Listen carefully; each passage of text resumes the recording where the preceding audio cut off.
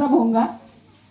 छान आहे तो उपक्रम आणि तो गरजेचा आहे. समाज परिवर्तनासाठी सध्या फार गरजेचा आहे तो, आणि आपण सुद्धा तो विचार करण्याचा नक्कीच मानस ठेवलेला आहे.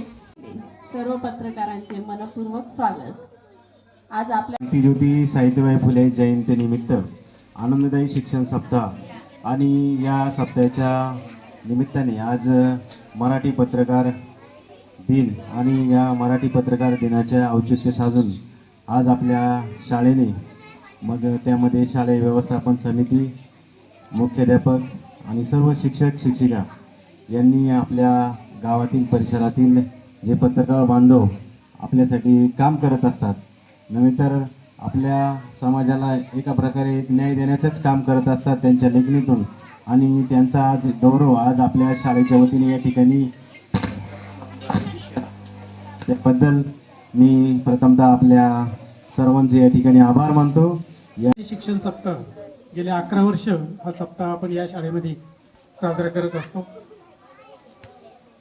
महात्मा ज्योतिराव फुले आणि सावित्रीबाई फुले यांनी ही शाळा चालू केली आणि त्यांना मोलाची साथ दिलेली कैलासवासी भाऊ कोंडाजी पाटील डुमरे यांच्यामुळं ही शाळा या ठिकाणी उभी राहिली आणि आज मुली या शाळेमध्ये शिक्षण घेत आहेत.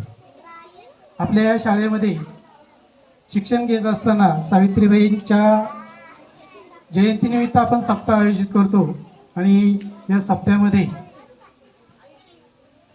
त्यांच्या विचाराने प्रेरित होऊन या तानुबाई बिर्जे दिनबंधूच्या पहिल्या संपादिका त्यांची माहिती परवा वाचण्यात आली आणि त्यामुळं आपण 1 जूनपासून शाळेमध्ये विविध उपक्रम करत असतो आणि त्या उपक्रमामध्ये आपल्या या पत्रकार बंधूंचा सत्कार करावा, त्यांना सन्मानित करावं, कारण त्यांच्यामुळंच आपल्याला वेगवेगळ्या माहित्या मिळत असतात. त्यांच्या कामाची एक पोचपावती म्हणून आपण त्यांना आज निमंत्रित केलं आणि ते सर्वजण या ठिकाणी आले. प्राधान्यानं लक्ष द्यायचं आहे असं आपल्या शाळांनी देखील आपल्या ग्रामपंचायतला त्या पद्धतीचं पत्र दिलं तर मुलांच्या बुद्धिगुणांकामध्ये निश्चित वाढ होईल आणि ही अतिशय स्तुत्य अशी गोष्ट मला खूपच भावलेली आहे. तर मोबाईल अशा आज कितीतरी या ठिकाणी बालिका बसलेल्या आहेत, मोबाईल घेतल्याशिवाय जेवणारच नाही. आहेत ना तुमच्यामध्ये? नाही आहेत का? घरी हट्ट धरतात, मला मोबाईल द्या. माझ्याही घरात तुमच्यासारखेच 3 आहेत. घरी हट्ट धरतात की बाबा मोबाईल असेल तरच मी जेवेल, मोबाईल असेल तरच मी शाळेत जाईल. असं करायचं नाही. आपल्याला मोबाईल हा मोठं झाल्यानंतर बघायचा आहे, पण आत्ता मोबाईलचं कुठलंही काम नाही. मोबाईल हा लहान मुलांच्या बुद्धिगुणांक कमी करणारा, विस्मरण करणारा, अभ्यास ध्यानात न ठेवणारा असा हा मोबाईल आहे. मॅडमनी बाईंनी दिलेला गृहपाठ हा दुरावलेला आहे त्या मोबाईलमुळं. तुमच्या लक्षात पण राहत नाही की बाबा आज आपल्याला गृहपाठ करायचा आहे आणि त्या मोबाईलच्या नादामध्ये संपूर्ण रविवार असेल, संध्याकाळ असेल, रोजची ही आपण विसरतो आहोत. तर मोबाईल आजपासून पूर्णपणे बंद. बरोबर? मोबाईल बघायचा नाही हा मौलिक संदेश मी तुम्हाला आवर्जून या ठिकाणी नमूद करतो. आज शाळेची स्थापना केलेली आहे त्या वंदनीय आदरणीय सावित्रीबाई फुले यांना प्रथमतः आमच्या सर्व पत्रकारांच्या वतीने वंदन करतो. खरं तर आपल्या या शाळेची ऐतिहासिक परंपरा आहे. या ठिकाणी अनेक माता भगिनी सुशिक्षित झाल्या, साक्षर झालेल्या आहेत, मोठमोठ्या हुद्द्यावर आहेत आणि आपल्या सगळ्या विद्यार्थिनींचं हे भाग्य आहे की या शाळेमध्ये आपण शिक्षण घेतो. अतिशय सुसंस्कृत अशी ही ओतूर उत्तमापूर नगरीतली सावित्री यांनी स्थापन केलेली शाळा आहे.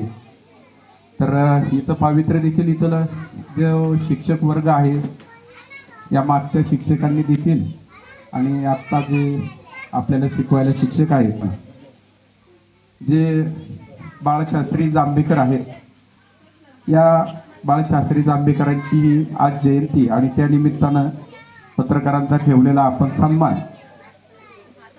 एक आवर्जून उल्लेख करावा असा वाटतो की ज्यावेळी कागद देखील माहिती नव्हता त्यावेळी दर्पणकार बाळशास्त्री जांभेकरांनी एक वृत्तपत्र चालू करण्याचं धाडस त्या काळी केलं आणि आज देखील पत्रकारितेचं स्वरूप बदलतं आहे.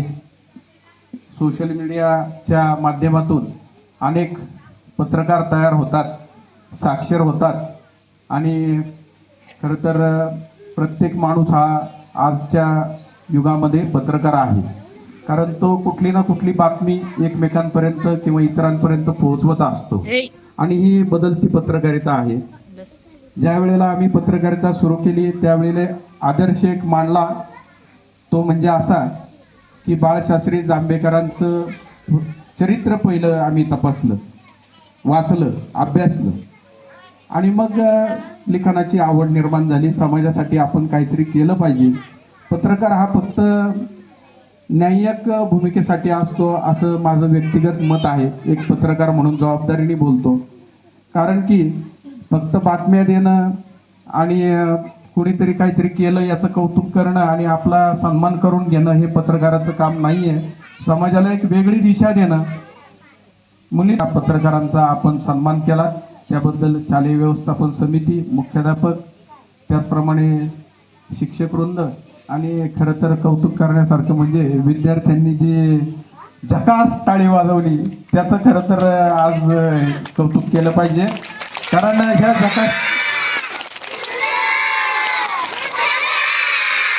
कारण की इथं झालेल्या सन्मानापेक्षा आमचा सन्मान दैनंदिन जीवनामध्ये ठिकठिकाणी होत असतो, पण इथं जो झकास सन्मान आपण विद्यार्थ्यांनी केला त्याबद्दल विशेषतः विद्यार्थिनींचे आभार मानतो.